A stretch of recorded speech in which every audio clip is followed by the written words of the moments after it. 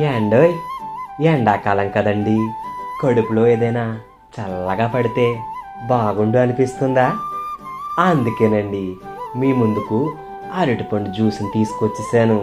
10 నిమిషాలు కష్టపడితే చాలు చల్ల చల్లని అరటిపండు జ్యూస్ని మీ బుల్లి కడుపుకి అందించవచ్చు. మరి డ్రింకులు తాగడం కన్నా జ్యూస్లు ఆరోగ్యానికి ఎంతో మంచివండి.